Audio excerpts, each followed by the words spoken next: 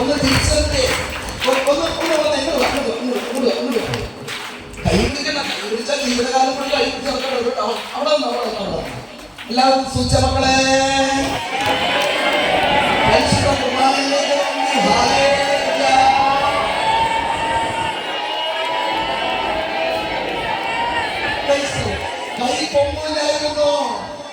കൈ പൊങ്ങൂലായിരുന്നു. ആ കൈയൊന്ന് പൊക്കി കാണിച്ച് ഏത് കയ്യെ പൊങ്ങാത്തായിരുന്നു.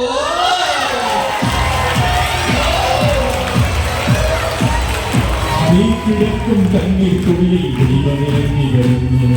നിന്റെ രോഗശൈലിയിലേക്ക് യേശു നടന്നു വരുന്നു. ഇപ്പോൾ തന്നെ സത്യം നേടും നീ, ഇപ്പോൾ തന്നെ വിടുതൽ പ്രാപിക്കും. ഇപ്പോൾ തന്നെ സത്യം നേടും നീ, ഇപ്പോൾ തന്നെ വിടുതൽ പ്രാപിക്കും. രോഗത്തിടക്ക് മടക്കിയെടുത്ത് ശാപത്തിടക്ക് ചുരുട്ടിയെടുത്ത് ജീവനിലേക്ക് കടന്നു പോകും നീ, ജീവനിലേക്ക് കടന്നു പോകും നീ. പിടിക്കാതെ നിൽക്കാൻ സാധ്യമല്ലായിരുന്നു. കാല് വളഞ്ഞിരിക്കുകയായിരുന്നു. ഇനിയും കുറച്ചും കൂടെ നീരാനുണ്ട്. അല്ല, നീർന്നു തുടങ്ങി. അത് രണ്ടാമത്തെ ധ്യാനം കൂടി കഴിയുമ്പോൾ പണിക്ക് പോകാം. ഒന്ന് കൈയടിച്ചാൽ മകൻ നടക്കും. കൈകെട്ടോ അവിടെ വരെ നമുക്ക് പോയി നോക്കാം. ആ കസര പോയി പിടിക്കണ്ട. പിടിച്ച ജീവിതകാലം കൂടെ പിടിക്കട്ടെ.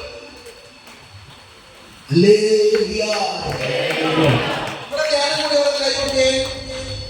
ഈ മനുഷ്യൻ ഇന്നലെ വൈകുന്നേരം വരെ എങ്ങനെയായിരുന്നു? ഇങ്ങനെ നടക്കുമായിരുന്നോ? ഉറക്കെ പറ. കൈ പൊങ്ങുമായിരുന്നോ? കർത്താവ് തളർന്നവനെ എഴുന്നേൽപ്പിക്കുന്നവനാണ് നിന്റെ കർത്താവ്. നിന്റെ തകർച്ചകൾ കർത്താവ് മാറ്റും. നിന്റെ കടപാടുകൾ കർത്താവ് മാറ്റും. അത്യുന്നത പുത്ര എന്ന് വിളിച്ചേ, അത്യുന്നത പുത്ര.